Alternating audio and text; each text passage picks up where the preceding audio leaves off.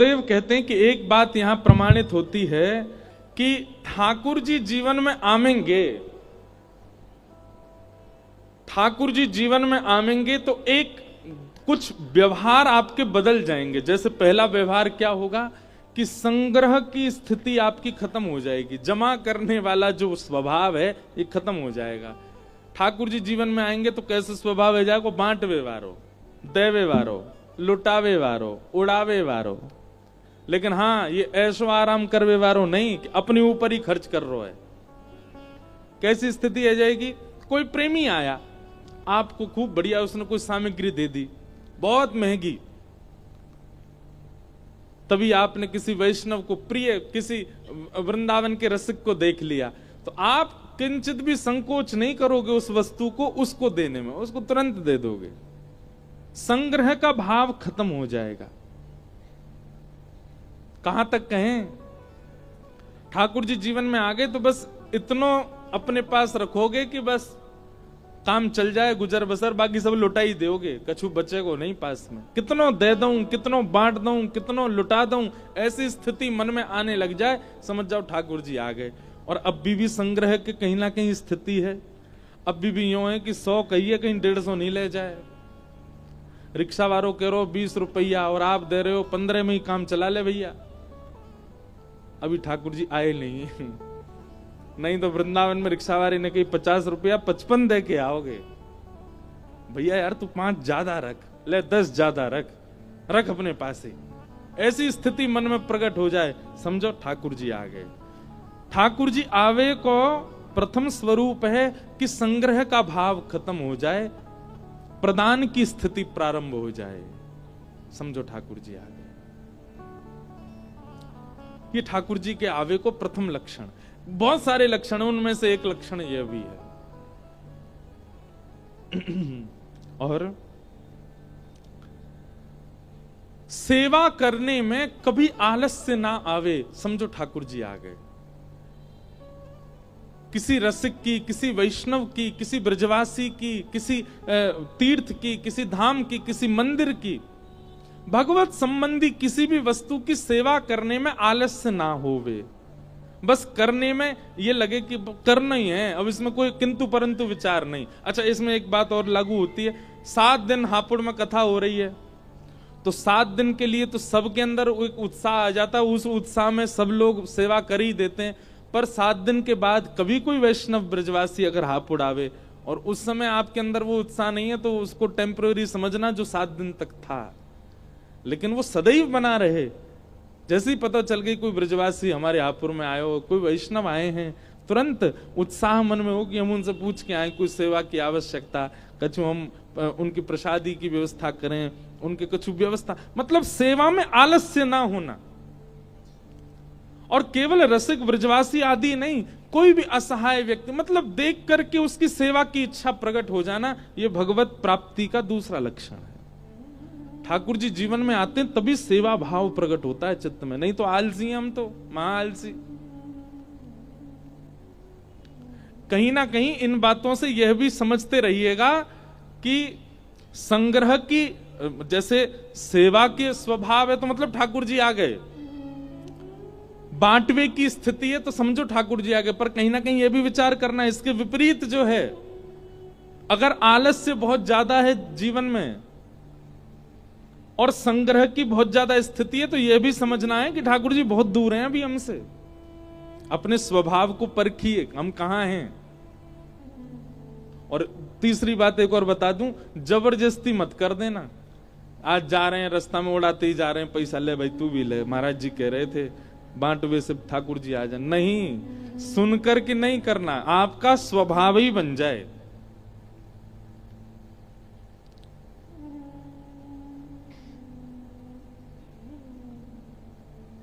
और तीसरा, भगवत प्राप्ति का तीसरा लक्षण क्या है कि ठाकुर जी प्राप्त हो गए, चाहे जो हो जाए जीवन में, कितने भी अपशगुन हो जाए, कितनी भी नकारात्मक वस्तु आपके साथ हो जाए, जीवन में घट जाए, आप उसके प्रति सकारात्मक बुद्धि ही रखोगे। किसी काम के लिए दिल्ली गए और वो काम नहीं हुआ, तो तो लोग बाकी आज पता नहीं सुबह किसका मुख देखा था मैंने, उसके प्रति नकारात्मक भाव रखते हैं, उसके प्रति अपशगुन का भाव रखते हैं। पर ठाकुर जी से संबंध जिसका होता है ना, वो क्या, गए दिल्ली कोई काम नहीं बना, ठाकुर जी शायद चाह रहे हैं अभी सही समय नहीं है, जब सही समय आवेगा तो काम बन जाएगा। इधर देखो, इधर देखो, सिड्डी से उतरे नीचे, रिपट गए, पाम में लग गई, 2 महीना के काजी महाराज बिस्तर में चले गए। अब नकारात्मक बुद्धि वाला व्यक्ति तो सोचेगा पता नहीं क्या मैंने क्या किया होगा, मेरे जीवन में पता नहीं कौन से नक्षत्र ग्रह खराब चल रहे हैं जो मैं गिर गया, 2 महीना बेड रेस्ट पे चला गया। पर सकारात्मक बुद्धि वाला क्या सोचेगा, ठाकुर जी कह रहे हैं तू बहुत डोले, माने ना है ने को आराम ना करे, चल या बहाने आराम करेगो। अब ठाकुर जी आराम करवा रहे हैं। मतलब आपकी विचारधारा कभी गलत के प्रति जाती ही नहीं है। किसी व्यक्ति से बहुत घनिष्ठ संबंध था और किसी कारण से वो संबंध टूट गया, तो ठाकुर जी शायद चाह रहे हैं कि वो व्यक्ति शायद मेरी भक्ति में कभी बाधा बनेगा, इसलिए ठाकुर जी ने दूर कर दिया। हर स्थिति, हर स्वभाव, हर परिस्थिति को आप ठाकुर जी से जोड़ के और अपनी किसी अच्छाई के भाव में ही सोचने लग जाओ। ये तीसरा कारण है कि ठाकुर जी जीवन में आ गए।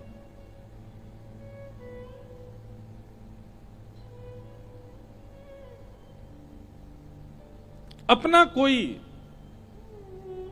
उसके प्रति भाव नहीं, ये तीसरा लक्षण है।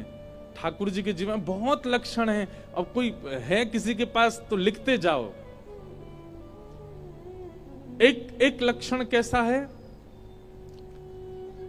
सहज ही ध्यान बनने लग जाए। आपको जरूरत नहीं पड़ती है कि मुझे स्पेसिफिक समय, स्पेसिफिक आसन, स्पेसिफिक वातावरण चाहिए तभी मैं ठाकुर जी को ध्यान कर पाऊंगा। नहीं, कहीं भी हैं, आप मेट्रो में जा रहे हैं, बस में बैठे हैं, घर पे बैठे हैं, हाँ हुल्ला शोर मच रहा है, कचौड़ी खा रहे हैं, और आप नेत्र बंद करके ध्यान कर लो, तुरंत श्याम सुंदर अनुभव होने लग जाए। यह भी एक प्रकार का यह परिणाम, इस बात का प्रमाण है कि ठाकुर जी जीवन में आ गए। आपको ठाकुर जी को ध्याने के लिए शांति चाहिए, ठाकुर जी को ध्याने के लिए ब्रह्म मूर्ति चाहिए, ठाकुर जी को ध्याने के लिए एक आसन चाहिए, ठाकुर जी को ध्याने के लिए शांत वातावरण चाहिए, दिशा चाहिए, इसमें बैठूं, उसमें बैठूं, यहां बैठूं, इस दिशा में ना बैठूं। हम सत्य बता रहे हैं, अन्यथा हमारे कहने से आप बदल मत जाना। पर हम इतनी जगह कथा करते हैं, कभी आज तक हमने देख करके अपने लाल जी को नहीं बैठाया कि इनका मुख कहीं गलत दिशा में तो नहीं। सबरी दिशा ठाकुर जी की है। हां, आप विचार कर लेंगे ना बुद्धि में कि ये दिशा अच्छी नहीं है, तो निश्चित है कि उस दिशा में बैठ के कुछ करोगे तो हो ही जाएगा। और फिर जब मानते हैं तो फिर मानो तो मैं गंगा मां हूं, ना मानो तो बहता पानी। मानने पर सब चीज निर्भर करती है। पर फिर भी कोई बड़े जन आज्ञा करें, गुरुजन आज्ञा करें, ब्राह्मण आज्ञा करें, तब हट मत करना, नहीं मैं तो यहीं बैठूंगा। अगर कोई टोक दे नहीं भाई ये दिशा ठीक नहीं है, तो उनकी आज्ञा मान करके बदल जाओ। लेकिन सब दिशा ठाकुर जी की है, जहां बैठ जाओ वहीं से ठाकुर जी का स्मरण बन जाए। जिस आसन पर बैठ जाओ, जिस परिस्थिति, जिस देश में, जिस वेश में, परिवेश में रहो, राधा रमण राधा रमण राधा रमण कहो। जिस रंग में, जिस ढंग में, जिस संग में रहो, राधा रमण राधा रमण राधा रमण कहो। जिस नाम में, जिस काम में, जिस धाम में रहो, राधा रमण राधा रमण राधा रमण। जिस योग में, जिस भोग में, जिस रोग में रहो, राधा रमण राधा रमण राधा रमण कहो। हर स्थिति में ठाकुर जी को ध्याने में आपको विचार नहीं करना पड़ता है। समझो, ठाकुर जी जीवन में आ गए। कितने हो गए? 4। एक स्वभाव है कि आपको आकृतियां अनुभव होने लग जाएं। कभी चलते हुए बादलों को देखें तो बादलों की आकृति में ऐसा अनुभव हो, श्याम सुंदर बंशी बजा रहे हैं, अरे देखो गैया है, गैया ठाकुर जी चला रहे हैं। इस प्रकार आकृति आकाश में दिखने लगे। कभी किसी पत्थर को देखें, उस पत्थर की आकृति में ठाकुर जी का अनुभव होने लग जाए, सामने दिखने वाले किसी भी मानव के स्वभाव गुण में ठाकुर जी का आभास होने लग जाए, कोई बहुत लोभी व्यक्ति दिखाई दे तो मन में विचार आवे, ओहो वामन भगवान आए हैं, इनके ऊपर वामन भगवान बड़ी कृपा है, 3 पग जमीन में तीनों लोक नाप लिए। कोई क्रोधी व्यक्ति आवे तो मन में विचार, ये तो परशुराम जी, ये परशुराम जी हैं, सबके अवगुण भी भगवत भाव से जुड़ जाएं। कोई विशाल विकराल स्वरूप वाला आवे तो समझ में आ जाए, ओहो इनमें नृसिंह भगवान कृपा है। कोई नटखट चंचल स्वभाव वाला दिख जाए तो ये तो श्याम सुंदर हैं। कोई शांत स्वरूप का दिखे तो राम जी हैं। इस प्रकार ये सब अगर जीवन में घट रहे हैं तो समझो ठाकुर जी जीवन में आ चुके हैं। अब आज हमसे कोई मिलने आए, सुबह बोल रहे महाराज जी जय जय श्री राधे में ऐसे हाथ करने चाहिए कि ऐसे करने चाहिए। मैंने कि बताओ, जब कोई पूछने की बात है, भुजा उठनी चाहिए, अब ऐसे उठे इसमें क्या दिक्कत है? इतनी ज्यादा असमंजस नहीं होनी चाहिए। वैष्णव जीवन जब होता है, ठाकुर जी जीवन में आते हैं तो आप बहुत सारी असमंजसों से बाहर आ जाते हैं। ज्यादा बुद्धि जो है वो प्रश्न नहीं प्रकट करती है, आपको उत्तर अपने आप सहज ही मिलने लग जाते हैं। ये सब प्रमाण है कि ठाकुर जी जीवन में आ गए।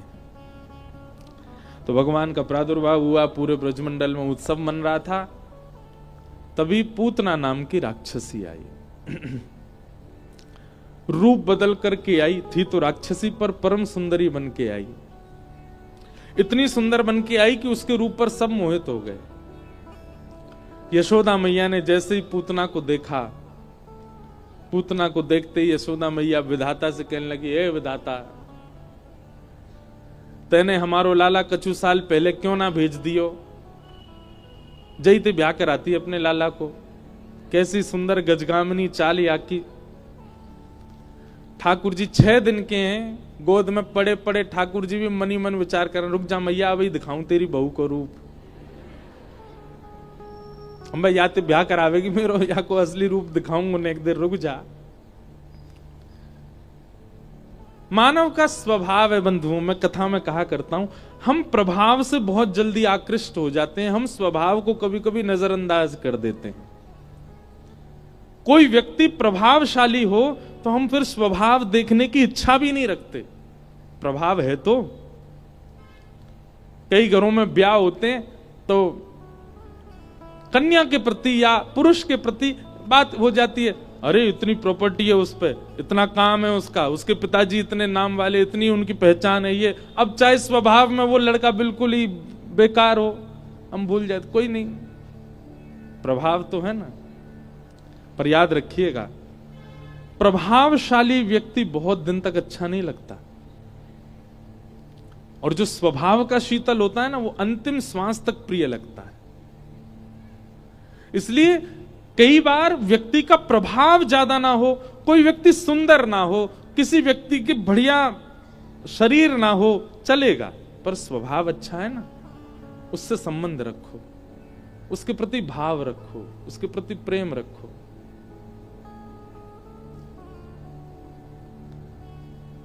ये स्वभाव ठाकुर जी का है। ठाकुर जी प्रभावशाली व्यक्तियों से कोसों दूर रहते हैं, और कोई स्वभावशाली आ जाए वहां को हृदय से लगा ले। सबको अपनी ओर आकृष्ट करती हुई पूतना जैसी आई। यशोदा मैया ने भी विचार नहीं किया, सोचा इतनी सुंदर है, बड़े घर की होगी, अच्छी घर की है, और कल को या की लाली वही तो हमारी लाला का ऐसा कहे कि ब्याह हो जाए, जितनी सुंदर है ने कादू सुंदर या की लाली वही तो अपने लाला को ब्याह कर देंगे। तो मैया ने विचार नहीं किया, अपना लाला गोद में पधराए दियो। और तभी कुछ गोपियां आई, यशोदा मैया को लेकर के बाहर चली गई। मैया बाहर चली गई, ठाकुर जी गोद में लेटे हैं पूतना के। पूतना के सौंदर्य पर जहां सब मोहित हो गए,